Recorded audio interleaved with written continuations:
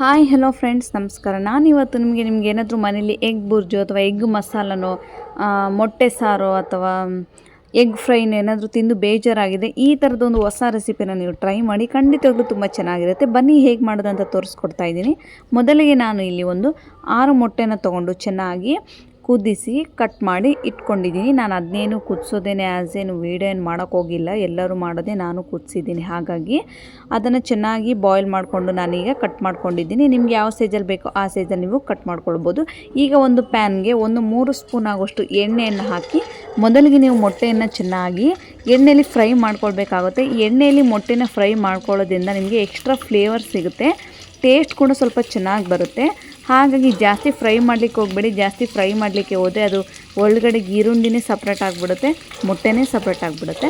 ಆ ಥರ ಏನು ಜಾಸ್ತಿ ಫ್ರೈ ಮಾಡ್ಕೊಳಕ್ಕೆ ಹೋಗಬೇಡಿ. ಮೀಡಿಯಮಾಗಿ ಒಂದು 2 ನಿಮಿಷ, ಒಂದು 3 ನಿಮಿಷನೂ ಚೆನ್ನಾಗಿ ಕೆಳಗಡೆ ಏನು ವೈಟ್ ಕಲರ್ ಇದೆಯಲ್ಲ, ಅದು ವೈಟ್ ಕಲರ್ ಚೆನ್ನಾಗಿ ಬಾಯ್ಲ್ ಆಗೋವರೆಗೂ, ಫ್ರೈ ಆಗೋವರೆಗೂ ಮಾತ್ರ ನೀವು ಚೆನ್ನಾಗಿ ಫ್ರೈ ಮಾಡ್ಕೊಳ್ಬೇಕಾಗುತ್ತೆ. ಗ್ಯಾಸನ್ನು ಲೋ ಫ್ಲೇಮಲ್ಲಿ ಇಟ್ಕೊಂಡು ಒಂದು 2 ನಿಮಿಷ ಮಾತ್ರ ಫ್ರೈ ಮಾಡ್ಕೊಳ್ಬೇಕಾಗುತ್ತೆ. ಖಂಡಿತವಾಗ್ಲೂ ಈ ರೆಸಿಪಿ ನೀವು ಮನೇಲಿ ಮಕ್ಳಿಗೆ ಮಾಡ್ಕೊಡಿ, ತುಂಬ ಇಷ್ಟಪಡ್ತೀನಿ ಅಂತ. ನೀವು ಕೂಡ ಮನೇಲಿ ಪದೇ ಪದೇ ಮಾಡ್ಕೊಂಡು ತಿಂತೀರ, ಅಷ್ಟು ಚೆನ್ನಾಗಿರುತ್ತೆ. ಇದು ಒಂಥರ ಹೊಸ ರೆಸಿಪಿನೇ ಅಂತಲೇ ಹೇಳ್ಬೋದು. ನೀವು ಕೂಡ ಮನೇಲಿ ಟ್ರೈ ಮಾಡಿರ್ತೀರ. ಈ ಥರದ ರೆಸಿಪಿ ಒಂದ್ಸಲ ನೀವು ಟ್ರೈ ಮಾಡಿ ನೋಡಿ, ತುಂಬ ಚೆನ್ನಾಗಿ ಬರುತ್ತೆ. ನೋಡಿ, ಈ ಥರ ನಾನು ಒಂದು 2 ರಿಂದ 3 ನಿಮಿಷ ಮೊಟ್ಟೆನ ಚೆನ್ನಾಗಿ ಫ್ರೈ ಮಾಡ್ಕೊಳ್ತಾ ಇದ್ದೀನಿ. ನೋಡಿ, ನೀವು ಯಾವುದೇ ರೀತಿ ಮೊಟ್ಟೆ ಸಾಂಬಾರು ಮಾಡುವಾಗ ಏನಾದರೂ ಮಾಡಿ ಮೊಟ್ಟೆನ ಸ್ವಲ್ಪ ಎಣ್ಣೆಯಲ್ಲಿ ಫ್ರೈ ಮಾಡ್ಕೊಳ್ಳೋದ್ರಿಂದ ನಿಮಗೆ ಎಕ್ಸ್ಟ್ರಾ ಫ್ಲೇವರ್ ಕೂಡ ಇರುತ್ತೆ, ಚೆನ್ನಾಗಿ ಕೂಡ ಟೇಸ್ಟ್ ಬರುತ್ತೆ. ಈಗ ಒಂದು ಪ್ಲೇಟ್ಗೆ ನಾನು ಮೊಟ್ಟೆಯನ್ನು ತೆಗೆದು, ನೋಡಿ, ಜಾಸ್ತಿ ಫ್ರೈ ಮಾಡಲಿಕ್ಕೆ ಹೋದರೆ ಆ ಥರ ಆಗಿಬಿಡುತ್ತೆ. ಹಾಗಾಗಿ ನೀವು ಜಾಸ್ತಿ ಫ್ರೈ ಮಾಡಲಿಕ್ಕೆ ಹೋಗಬೇಡಿ. ಒಂದು 3 ನಿಮಿಷ ಮಾತ್ರ ಫ್ರೈ ಮಾಡ್ಕೊಳ್ಳಿ. ನೋಡಿ, ಗ್ಯಾಸನ್ನು ಲೋ ಫ್ಲೇಮಲ್ಲಿ ಇಟ್ಕೊಂಡೆ ನೀವು ಫ್ರೈ ಮಾಡ್ಕೊಳ್ಬೇಕಾಗುತ್ತೆ. ಈಗ ಅದೇ ಪ್ಯಾನ್ಗೆ ಇನ್ನೊಂದು 2 ಸ್ಪೂನ್ ಆಗೋಷ್ಟು ಎಣ್ಣೆಯನ್ನು ಹಾಕ್ಕೊಳ್ತಾ ಇದ್ದೀನಿ. ನೋಡಿ, ಈಗ ನಾನು ಇಲ್ಲಿ ಕಟ್ ಮಾಡಿ ಇಟ್ಕೊಂಡಿರುವಂತಹ ಈರುಳ್ಳಿಯನ್ನು ಹಾಕ್ಕೊಳ್ತಾ ಇದ್ದೀನಿ. ನೋಡಿ, ನಾನು ಯಾವ ಥರ ಕಟ್ ಮಾಡಿ ಇಟ್ಕೊಂಡಿದ್ದೀನಿ. ನೀವು ಪನ್ನೀರ್ ತಿಕ್ಕ ಮಾಡುವಾಗ ಏನು ಕಟ್ ಮಾಡ್ಕೊಳ್ತೀರಲ್ವ, ಆ ಥರನೇ ಈರುಳ್ಳಿಯನ್ನು ನಾನು ಚೆನ್ನಾಗಿ ಕಟ್ ಮಾಡ್ಕೊಂಡಿದ್ದೀನಿ. ಕನಿಷ್ಠ ಅಂದರೆ 3 ರಿಂದ 4 ಈರುಳ್ಳಿಯನ್ನು ತೊಗೊಂಡಿದ್ದೀನಿ. ಈರುಳ್ಳಿ ಜಾಸ್ತಿ ಹಾಕೋದ್ರಿಂದ ಟೇಸ್ಟ್ ಕೂಡ ಚೆನ್ನಾಗಿ ಬರುತ್ತೆ. ಹಾಗೂ 3 ಕ್ಯಾಪ್ಸಿಕಮ್ಮನ್ನು ತೊಗೊಂಡಿದ್ದೀನಿ. ಈಗ ಸ್ವಲ್ಪ ಕೊತ್ತಂಬರಿ ಹಾಕಿ ಚೆನ್ನಾಗಿ ನಾನು ಎಣ್ಣೆಯಲ್ಲಿ ಫ್ರೈ ಮಾಡ್ಕೊಳ್ತಾ ಇದ್ದೀನಿ.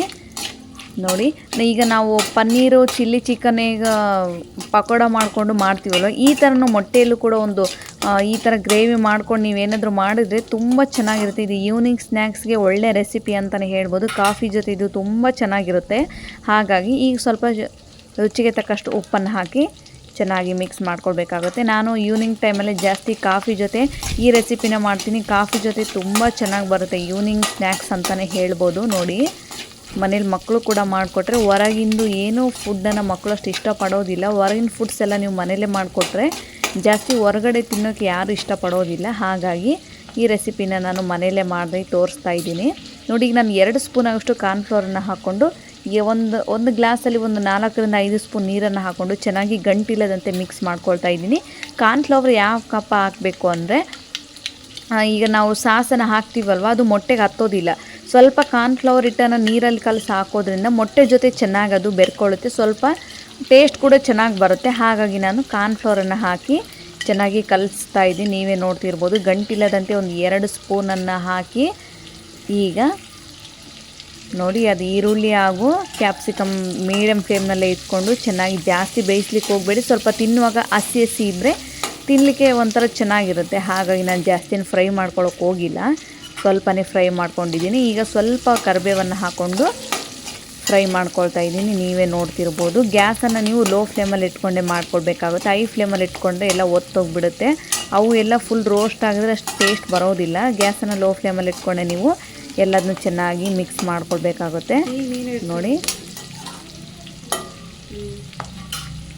ಕಾರ್ನ್ಫ್ಲವರ್ ಇಲ್ಲ ಅಂತ ಅಂದರೆ ಪರವಾಗಿಲ್ಲ, ನಡೆಯುತ್ತೆ. ಕಾರ್ನ್ಫ್ಲವರ್ ಬೇಕೇ ಬೇಕಾ ಅನ್ನೋ ಥರ ಆಗೇನಿಲ್ಲ, ಹಾಕಿದರೆ ಚೆನ್ನಾಗಿರುತ್ತೆ. ಹಾಗಾಗಿ ಹಾಕಿದ್ದೀನಿ. ಈಗ ನಾನು 1 ಸ್ಪೂನ್ ಆಗುವಷ್ಟು ಸೋಯಾ ಸಾಸನ್ನು ಹಾಕ್ಕೊಳ್ತಾ ಇದ್ದೀನಿ.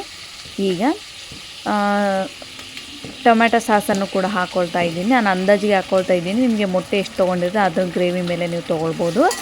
ಈಗ ಚೆನ್ನಾಗಿ ನೋಡಿ, ಟೊಮೆಟೊ ಸಾಸು ಮತ್ತು ಸೋಯಾ ಸಾಸ್ ಹಾಕಿದ ತಕ್ಷಣ ಒಂದು ಕುದಿ ಬರಬೇಕು. ಯಾಕೆ ಅಂದರೆ ಟೊಮೆಟೊ ಕೆಚಪಲ್ಲಿ ಏನಾದರೂ ಹಸಿ ಸ್ಮೆಲ್ ಇದ್ದರೆ, ಸೋಯಾ ಸಾಸಲ್ಲಿ ಹಸಿ ಸ್ಮೆಲ್ ಇದ್ದರೆ ಹೋಗಬೇಕು. ನೋಡಿ, ಈ ಥರ ಒಂದು ಕುದಿ ಬರಬೇಕು.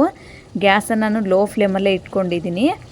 ನೋಡಿ ಸಾಸ್ ಸ್ವಲ್ಪ ಬೇಗ ಕುದಿಯುತ್ತೆ, ಹಾಗಾಗಿ ಈಗ ಸ್ವಲ್ಪ ಕೊತ್ತಂಬರಿ ಸೊಪ್ಪನ್ನು ಹಾಕಿ ಚೆನ್ನಾಗಿ ಮಿಕ್ಸ್ ಮಾಡ್ಕೊಳ್ಬೇಕಾಗುತ್ತೆ. ನೋಡಿ ಖಂಡಿತವಾಗ್ಲೂ ಈ ರೆಸಿಪಿ ಒಂದು ಸಲ ಟ್ರೈ ಮಾಡಿ, ಮೊಟ್ಟೆ ಜೊತೆ ಮಾತ್ರ ಅಲ್ಟಿಮೇಟ್ ಆಗಿರುತ್ತೆ, ಅಷ್ಟು ಚೆನ್ನಾಗಿ ಬರುತ್ತೆ. ಈಗ ನಾನು ಕಲಸಿಟ್ಕೊಂಡಿರುವಂತಹ ಕಾರ್ನ್ಫ್ಲೋರ್ ಹಿಟ್ಟನ್ನು ಹಾಗೂ ನೀರನ್ನು ಹಾಕಿ ಚೆನ್ನಾಗಿ ನೋಡಿ ಎಷ್ಟು ಚೆನ್ನಾಗಿ ಫ್ರೈ ಮಾಡ್ಕೊಳ್ತಾ ಇದ್ದೀನಿ ಅಂದರೆ ತುಂಬ ಚೆನ್ನಾಗಿ ಬರುತ್ತೆ.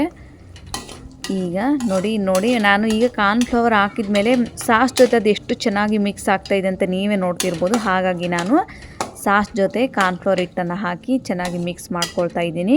ಕಾರ್ನ್ಫ್ಲೋರ್ ಹಾಕಿದ ತಕ್ಷಣ ಒಂದು 3 ನಿಮಿಷನಾದರೂ ನೀವು ಚೆನ್ನಾಗಿ ಹಸಿ ವಾಸನೆ ಹೋಗೋವರೆಗೂ ಬೇಯಿಸ್ಕೊಳ್ಬೇಕಾಗುತ್ತೆ. ಈಗ 1 ಸ್ಪೂನ್ ಆಗುವಷ್ಟು ಕಾಟ್ವಾ ಚಿಕನ್ ಮಸಾಲವನ್ನು ಹಾಕ್ತಾಯಿದ್ದೀನಿ. ಬೇಡ ಅನ್ನೋರು ಸ್ಕಿಪ್ ಮಾಡ್ಬೋದು.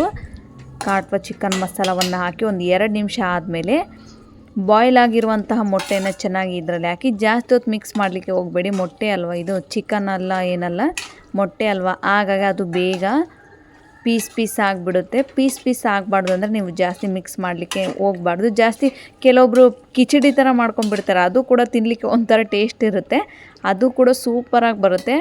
ಈ ಥರನೂ ತುಂಬ ಚೆನ್ನಾಗಿರುತ್ತೆ. ಹಾಗಾಗಿ ನೀವು ಆ್ಯಸ್ ಯೂಶುವಲ್ ನಿಮ್ಗೆ ಹೇಗೆ ಇಷ್ಟ ಬರುತ್ತೋ ನೀವು ಹಾಕಿ ಫ್ರೈ ಮಾಡ್ಕೊಳ್ಬೋದು. ನೋಡಿ ಎಷ್ಟು ಚೆನ್ನಾಗಿ ಎಷ್ಟು ಸ್ಪೈಸಿಯಾಗಿ ಎಗ್ ಮಸಾಲ ರೆಡಿಯಾಗಿದೆ ಅಂದರೆ ತುಂಬ ಚೆನ್ನಾಗಿ ಬಂದಿದೆ. ಫ್ಲೇವರು ಟೇಸ್ಟ್ ಮಾತ್ರ ಅಲ್ಟಿಮೇಟ್ ಆಗಿದೆ. ಖಂಡಿತವಾಗ್ಲೂ ಯಾರೆಲ್ಲ ನನ್ನ ಚಾನಲ್ ಹೊಸದಾಗಿ ನೋಡ್ತಿದ್ರು ನನ್ನ ಚಾನಲ್ಗೆ ಲೈಕ್ ಮಾಡಿ, ಶೇರ್ ಮಾಡಿ ಹಾಗೂ ಸಬ್ಸ್ಕ್ರೈಬ್ ಮಾಡ್ಕೊಳ್ಳೋದನ್ನು ಮರಿಬೇಡಿ. ಈ ರೆಸಿಪಿನ ಒಂದ್ಸಲ ನೀವು ಟ್ರೈ ಮಾಡಿ ನೋಡಿ. Thank you.